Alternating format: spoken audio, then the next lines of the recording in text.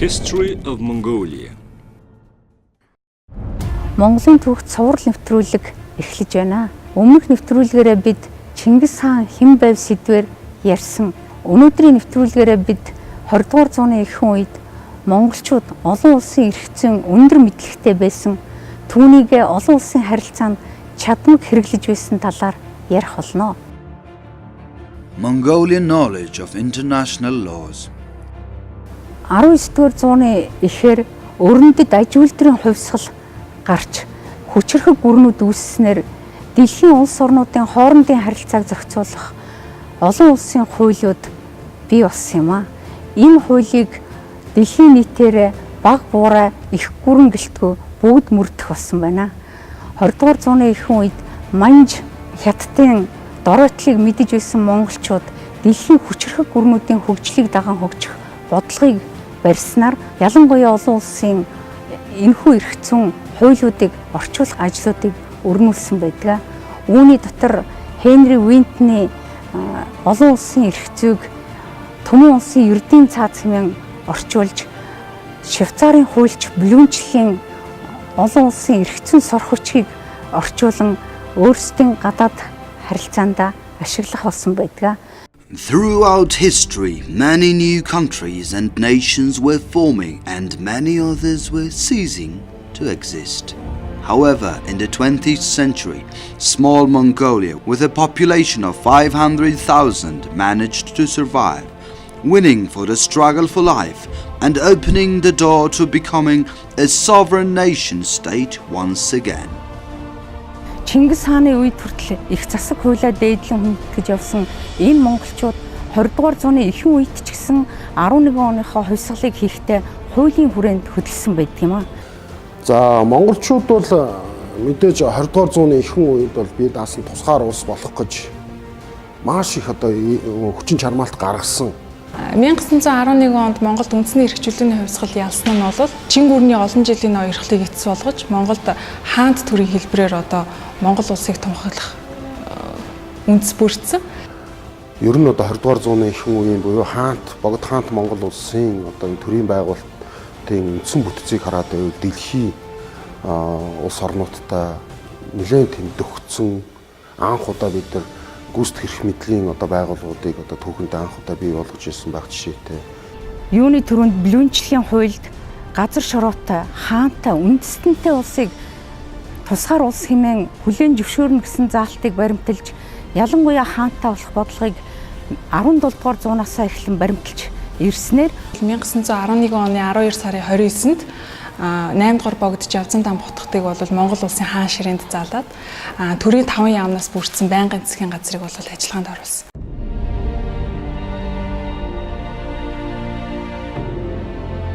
Таван яамдыг байгуулахаас өмнө монголчууд дэлхийн их гүрнүүдийн хөгжлийн нууцыг судалсан байсан байна гэж хэлж болохоор байна. Яагаад гэвэл таван яамдыг байгуулна гэдэг бол бас л одоо өөрөөр хэлэх юм бол шин зүйл байсан. Тусгаар улс гэдэг чинь ямар улс байх вэ гэхээр өөрийн гэсэн бодлоготой, хуультай тийм улс байх хэрэгтэй шүү дээ. Тэр үүднээсээ үл яг өөрийн гэсэн засгийн газар байгуулж байгаа 5 яамтайгаар. Тэгээ 14 онд улсын дэд дотгуудыг байгуулж байгаа. 65 дэвтэр бүхий хууль зүйлийн бичиг гэдэг ийм хуулийг бий болгосон. Анхны 5 яамыг яаж байгуулах. Тэгээ дээрэс нь улсын дээд доод хурал гэх. Нөгөө дэлхийн улсуудад байдаг парламентын доод танхим, дээд танхимын тухай ойлголтыг бид нар анх удаа түүхэндээ анх удаа оруулсан байх жишээтэй. За энэ дээд доод танхимтай хурлыг байгуулахад хинээс ямар үлгэр авсан юм бэ гэдэг. За урд нь бол юу гэж хэлдэг байсан бэ гэхээр Англи улсын тийм үү? Англи улсын дээд доод танхимтай хурлыг одоо үлгэр жишээгээ олгож, үлгэрээ олгож парламентыг байгуулсан гэж бид ярьж исэн. Тэгвэл бүр наривчлаад үзэх юм бол энд Америкийн дипломатч, хуульч Хенри Винтний 1836 онд бичиж дэлхий дахин алдаршсан энэ одоо өөрөөр хэлэх юм бол олон улсын эрх зүй гэсэн хуулийг бол монгол хэлний орчуулан бүрэн судалсан байдаг юм байна. За ингэж судлахад энэ хуулийн дотор өөрөөр хэлэх юм бол парламент засаглалыг хэрхэн байгуулах талаар маш тодорхой заасан байгаа. The need to study international laws, Mongolians who were watching the impending fall of Manchu-led Qing China pursued a policy of following the examples of powerful nations. За ингээд шин тулгар тогтсон Монгол улсын хувьд бусад улсаар хүлээн зөвшөөрүүлэх, за юун түрүүнд бол хаант Орос улстай гэрээ хэлэлцээр байгуулах нь бол нэн тэргүүний асуудал байсан. Оросын дипломатч Кростовицын нэгэн тэмдэглэлт бичигдэн үлдсэн байдаг. Монголчуудтай гэрээ хэлэлцээр хийхэд маш хэцүү байдаг. Яагад гэвэл тэд олон улсын гэрээ хэлэлцээрийг ягштал баримталдаг юм гэж өөрийнхөө тэмдэглэлийн дэвтэрт бичиж үлдээсэн байдаг юм а гэж. За хаант Оросууд бол ямар одоо асуудал тавьсан бэ гэхлээр ер нь бол Монголын газар нутагчин бол хятадын одоо нэг хэсэг шүү дээ гэдэг асуудлыг одоо сөргөлднө одоо Кростовиц хэлнэ. Даалгавар цэрэн чимд бол одоо бидний өнөөдрийн яг яриад байгаа онолыг хэлнэ өмнөөс. За бид бол түүхэндээ хязгаарч хятадын иргэшээлд байгаагүй маа гэдэг санааг хэлнэ. За манж улс одоо мөхлөө Монгол улс тусгаар тогтнолоо гэж. Гэхдээ газар нутагчин тэгвэл одоо хятадын газар нутаг шүү дээ гэж. Бид өөрсдийнхөө газар нутаг дээр өөрсдийнхөө иргэнтэй бид өөрсдийн бие даасан төрийн байгуулалтын системтэй ийм одоо тодорхой нийтээр тогтоосон дэг журамтай энэ улсыг байгуулсан юм а гэж шууд өмнөөс нь хэлнэ. Кростовиц бол бүр гайхна. Гэхдээ эдгэрт одоо энэ олон улсын дэг соёл энэ одоо юу хэн хэлдэг байна гэж. Тэгээ энэ дээр бол нэлээд бас их үндсэл бүхий өөрийнх нь өмнөөс тайлбар хэлж Кростовицыг бол үндсэндээ даалгавар цэрэн чимд бол үндсэндээ ламыг нь бол таглаж чадсан байна. За Кростовиц нэг өдрийн тэмдэглэлд даалгавар цэрэн чимэд олон улсын эрхцийг мэдчээгаа гэж тэмдэглэсэн байгаа. За ингээд 1912 оны сүүлээр бол одоо Кростовицыг Монголд Орос Монголын хэлэлцээрийг явуулах бүрэн эрх төлөөлөгчөөр бол томилсон байдаг. За энэ хэлэлцээр бол 1912 оны 11 сарын 3-ны өдөр бол үзэглэгдсэн. Орос бол энэ 12 оны гэрээ хэлэлцээр дээр Монголыг Монгол улс гэж хүлээн зөвшөөрсөн байдаг юм а. 1912 оны 1-р сарын 21-ний өдөр богдын анхны зарлиг гарсан. Энэ зарлагта Монгол улс гэж үг оруулсан. Тэгэхээр 200 гаруй жилийн турш эргэлж байгаагүй Монгол улс гэдэг үгийг бол оруулсан чухал баримтч гэлтэй. Монгол улс гэхээр тусгаар улс юм байна.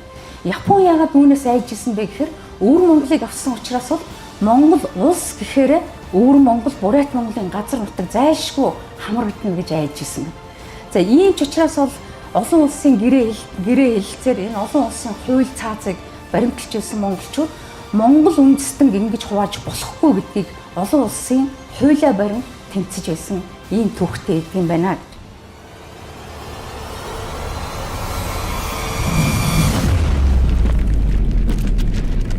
History of Mongolia.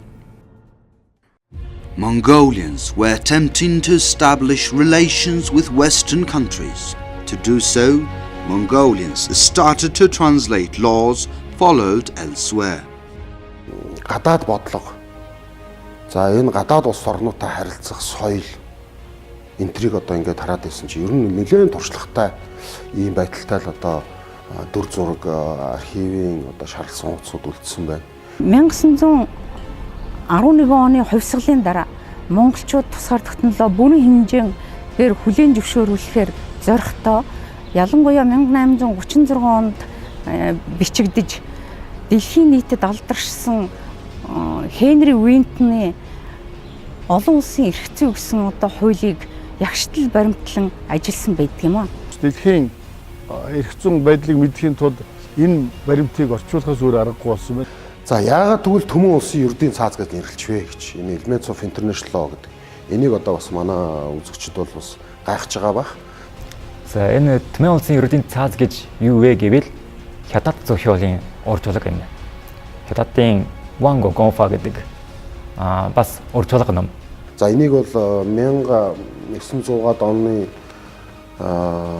ихээр 1800-аад оны төгсгөл үед бол энэ та бүгд мэдж байгаа одоо хятадын ялангуяа манжчин улсын үндсэндээ төрийн нэлээд суларсан. За энэ байдлаасаа болоод бол хар тамхины 1-2 дугаар дан өрнөчгсөн манжин одоо харьяанд байгаа хятадын одоо газар нутаг дээр. За энэ байдал бол мэдээж одоо олон улсууд бол үндсэндээ буулт хийсэн одоо манжин төр буулт хийсэн. Тэрний одоо томоохон илрэл бол Хятадын урд мужууд бол үндсэндээ Европын одоо колон байдлаар бол тодорхой гэрээгээр өгсөн байдаг. Энэ үед бол Хятад бол нээлттэй бодлого явуулж гадаад харилцаанд орохын тулд олон улсын баримт бичиг хууль номыг бол судлах хэрэгтэй болсон. Тэгээд 1864 онд мөн Америкийн үеийн гэдэг хүн тэрийг англи хэлнээс хятад хэл рүү орчуулсан. This translated version by William Martin spread in Asia. It was published in Japan in 1865 and in Korea and Vietnam in 1877. За манайхан бол 1864 онд Мартин гэж хүний хятад хэл рүү орчуулсан бүтээлийг нь 1910-ад онд орчуулсан байгаа. Тэр хятад хэлээр орчуулахдаа олон улсын нийтийн эрх зүй гэдэг нэр томьёор. Хятадаар Ван Гоуго Фан ийм нэрээр орчуулсан. За тэр үеийн монголчууд бол Төмөн улсын ердийн цааз гэж нэрээр орчуулсан. We accept the research of Mongolist Tachibana Makoto, which proves that the Mongolian title of Tumung Ulsing Yurdin Taz, Mongolian title of Tumung Ulsing Yurdin Taz, was a direct translation of Wang Guo Gong Fa. Тэгээд би тэр хятад уржуулагийг Монголд авчираад яг ингэж харьцуулаад үзсэн. Тэгсэн чи яг таарч байсан. Энэ бол яг чин гүрний үеийн одоо орчуулга байсан. Өөрөөр хэлэх юм бол нөгөө манж бичгийн ялах тэмдгүүдтэй ийм цэг тусал тийм үү зарим газар бол хүртэл одоо тэр манж хэлний хээв байдаг одоо бинтиг хүртэл одоо юм бичсэн ийм одоо орчуулгыг бол бид бол манай улсын номын санд бол одоо хатгалж байгаа. Хенри Уинтний энэ хууль 1836 онд боловсруулагдаж удаж төдөлгүй дэлхийн олон улс орнуудад хуулиа баримтлан хэлэлцээр хийх хамгийн гол баримтчгэн болон нэрд гарсан байдаг. The Bogd Khanate of Mongolia achieved great success on its path to becoming an independent nation by using concepts specified in Wheaton's Elements of International Law in its foreign policy. За Хенри Уинтний энэ хуулийг ямар газар ашиглаж хэрэглэж явсан бэ гэсэн одоо ийм асуултууд гардаг. За тэгвэл одоо энд маш олон зүйлийг хэлж бий болох юм. Юуны түрүүнд Хенри Уинтний хуулийг бол 1912 оны Орос Монголын хэлэлцээрт ашигласан байдаг. 1915 оны Монгол Орос Хятад хяахтын гэрээний баримт бичигт монголчууд энэ Төмөн улсын эрдэнэ цаазыг бариад суужсан гэдэг тийм протокол байж л да. Ерөөсөө л тусгаар тогтносон улс гадаад улстай яаж харилцах юм? Өөрсдөө өөрийнхөө эзэн эрхийг яаж мэдхий? Бусад улстай харилцахдаа ямар зарчим баримтлах уу гэдэг асуудлуудыг хөндөж тавьсан байдаг. Манайхан тэндээс нь ашигласан юм бол. Тэгээ энэ дээр ингээд харахад байна шүү дээ. Энэ Elements of International Law гэж бичсэн. За энэ бүтээл Япон, за зүүн өмнөд Азийн орнууд. За тэр үеийнх л Европын одоо томоохон их сургуулиудад энэ бүтээлийг бол бүтээлээр доктрин зэрэг хамгаалсан. Ялангуяа энэ Хенри Уинтний өөрийнх нь шав Анна гэж хүн байдаг юм. Энэ бол энэ багшигаа өнгөрснөөс хойш яг энэ бүтээлээр хууль зүйн ухааны доктрин зэрэг хамгаалсан байдаг. Тэгээ энэ ерөөсөө маш алдартай бүтээлтэй. Russian diplomat Ivan Korstovets wrote in his diary that Mongolians used Johann Caspar Bluntschli's international law when they concluded the Russo-Mongolian Friendship Treaty in 1912. Тэр Korstovets-ийн протокол тэмдэглэд байгаа юм л да. Монголчууд Bluntschli номыг ашиглаа сууж ирсэн гэж. Тэгээд цаашдаа Korstovets бичгтээ монголчууд гэрээний төслийг бэлдэхэд Bluntschli олон улсын эрх зүйн зохиолыг ашигласан юм шиг байна гэж бичсэн байгаа. Энэ Bluntschli хууль бол дэлхийн нийтийн баримталдаг хууль байсан байдаг. Тэгвэл одоо 500 мянган хүн амтай монголчууд энэ хуулийг бас л дэлхийн их гүрнүүдэд зэрэгцэн суухдаа хэрэглэж байсан үнэхээр бахархууштай байдаг юм аа. Also, the government of Bogd Khanate of Mongolia translated the constitutions of several countries and analyzed them to create their own constitution. Тэгвэл бидний монголчууд ялангуяа Богд хаан засгийн газар олон улсын их гүрнүүдийн үндсэн хуулийг бол орчуулсан байдаг. Өрнийн болон Азийн нийт 10 улсын үндсэн хуулийг орчуулсан ийм мэдээ байгаад байгаа юм. Улсын үндэсний номын санд хадгалагдж байгаа баримтыг харах юм бол 5 үндсэн хууль байж байгааг орчуулсан үндсэн хууль баримт бол 5 үндсэн хууль байж байгаа. Америк байна, Англи байна, Норвеги байна, Япон. Тийм олон улсын үндсэн хуулийг орчуулж байсан гэсэн мэдээ байгаа. Мэдээж олон улсын түрүүний миний хэлдэг тэр 1910-ад оны эхэн орчуулж авсан тэр 6 орны үндсэн хуульд бас нэлээд тийм их сурулж болсон тэр Америкийн үндсэн хууль, Японы үндсэн хууль энэ төргээд эдгээрийг бол үндсэндээ бол ашиглаж Монгол улс бол анхны одоо 20 дугаар зууны эхэн үеийн Монголын төрийн байгуулалт бие даасан тусгаар улсын төрийн байгууламжийн асуудлыг бол хийж өгсөн юм аа гэдгийг одоо би хэлэхэд бас их бахархалтайгаар хэлмээр одоо санагдаж байгаамаа. After the conclusion of the friendship treaty with Russia, the Bogd Khan decided to send a delegation to Tsarist Russia. Тухайн үеийн хаант Оросд одоо зарагдаж очиж хилцээр хийх гэж дэлхийн улс орнуудад тэнд сууж байгаа Санкт-Петербургт сууж исэн Оросын Санкт-Петербургт сууж исэн элчин сайдын яамд консулын газрын одоо гадаадын одоо уулзах гэж өөрийнхөө улсын тусгаар тогтнолыг хүлээн зөвшөөрүүлэх гэж за хаант Оросын одоо гадаад яамны сайд энтертэй тухайл бид бол эзэн хааны итгэмжлэгдсэн одоо төлөөлөгчд байна. Тухайл итгэмжлэл нь энэ байна гэж тэр бичгээ хүртэл үзүүлж. The main tasks of the Mongolian delegation were to make clear that the word Mongolia in the friendship treaty was understood to be all of Mongolia, to discuss Inner Mongolia and to get assistance from Russia. За анхны айлчлал нь бол 1912 оноос 13 оны зааг дээр болсон энэ айлчлалд бол Монголын гадаадын хэргийг бүгд эрхлэн шийтгэгч яамны тэргүүн сайд Чингүн ханд дорж бол томилогдсон. За хоёр дахь айлчлал нь бол жилийн дараа буюу 1913-аас 14 оны зааг дээр бол одоо бүгд ерөнхийлөн захирах яамны тэргүүн сайд сайн уяынхан намнан сүрнээр томилогдсон байдаг. Тухайлбал 1912 онд ханд дорж сайд Оросд айлчилсан. Тэр үед ханд доржийн авч явсан зүйлийн дотор Түмэн улсын ердийн цааз гэж гарч ирдэг. Тийм учраас Петербургт хэлэлцээр явуулахад ханд доржнаар тэр ердийн цаазыг ашиглаж байсан гэж таамаглаж байгаа. As authorized by Bogd Khan, the main missions of the delegation headed by Minister of Foreign Affairs Khandorj were as follows. For the solidification of friendly relations between Russia and Mongolia, to pay a courtesy call on the Tsar of Russia to present gifts and documents. For the solidification of the friendship and for the most timely resolutions to various matters, to establish permanent diplomatic missions in the capitals of both countries. The Chinese government was constantly equipping military expeditions against the depopulation of Inner Mongolia and mercilessly killing them. In order to prevent this, the delegation was to ask Russia to assist Mongolia in defending Inner Mongolia. The Mongols had an insufficient quantity of good weapons. The delegation was to petition for the dispatch of some weapons and to ask for Russian assistance in defending Inner Mongolia like the western region of Mongolia.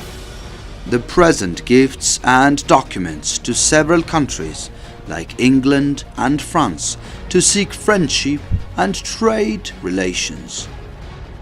За Монгол улсаас хаант Орос улсад зарагдсан одоо Чингүн ханд дорж бол Богд хааны зарилгаар зарсан элчин сайд гэж байна. За үүний дараа жил нь явсан одоо сайн уяынхан намнан сүрэнгийн айлчлалаар сайн уяынхан намнан сүрэн бас мөн адил Богд хааны зарилгаар зарсан бүрэн эрх элчин сайд гэж байна. За энэ одоо нэр томьёо бол юугаар тодорхойлогдож байгааг вөхөр энэ хоёр тэргүүлэгчдийн айлчлалаар авч явсан тус тусын тамган дээрх одоо бичээсэн гэрчилдэг. This seal with dimensions of 10.5 by 10.5 centimeters and a weight of 160 grams is now kept in the National History Museum of Mongolia. It was carved from wood. The inscription reads, "Second year of the elevated by many, black year of the mouse, made by the Ministry of the Interior in charge of ceremonies. Зарилгаар зарсан гэдэг үгийг бол бид Түмэн улсын ердийн цаазаас богдхааныг авч ашигласан гэж үзэж байгаа. After returning home, the delegation returned the wooden seal of the minister accredited to the sovereign to the Ministry of the Interior.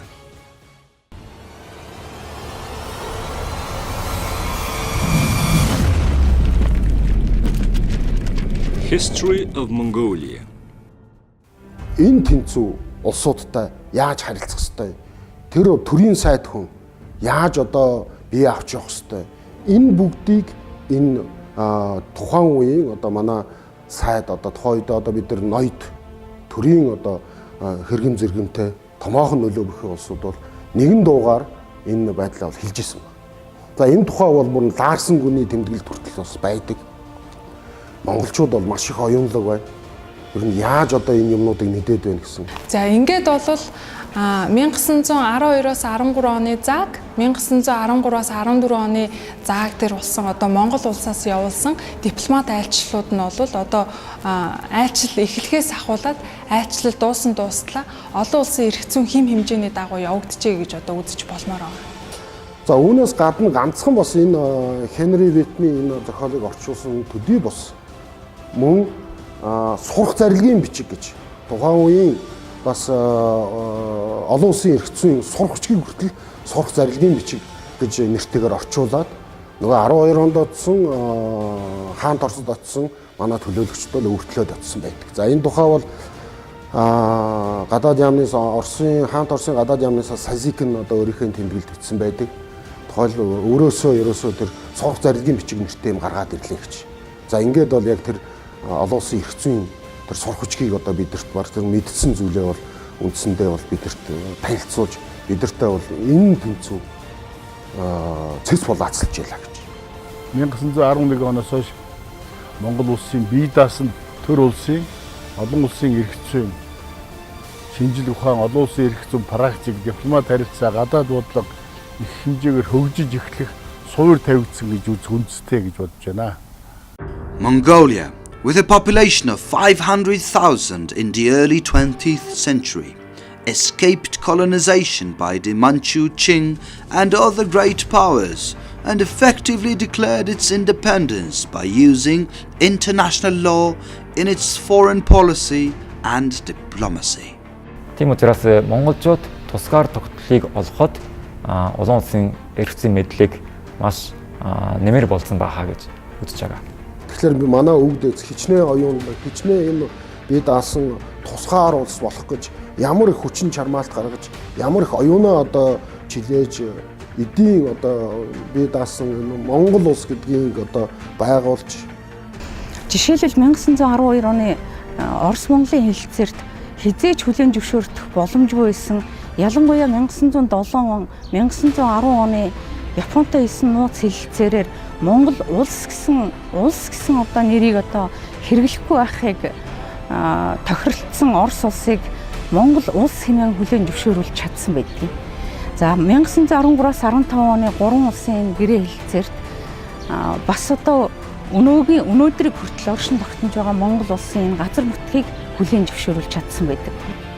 Зарим судлаачид шүүмжилдэг 1910-аад онд 20-аад онд монголчууд эдгээр одоо хуулиудыг орчуулах мэдлэг боловсролтой хүмүүс байгаагүй гэж үзэж байсан.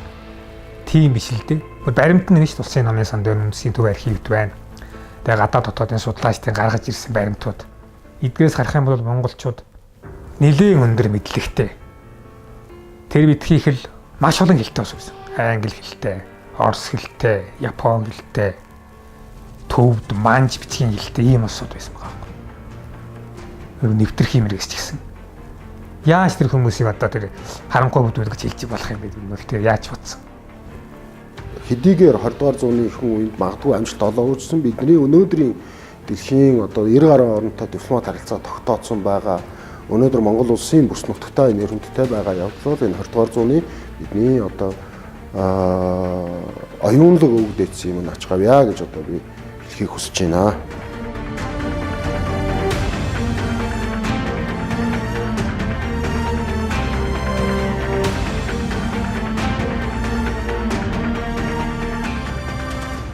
Монголын түүх цуврал нэвтрүүлгийн ээлж дугаар өндөрлөж байна.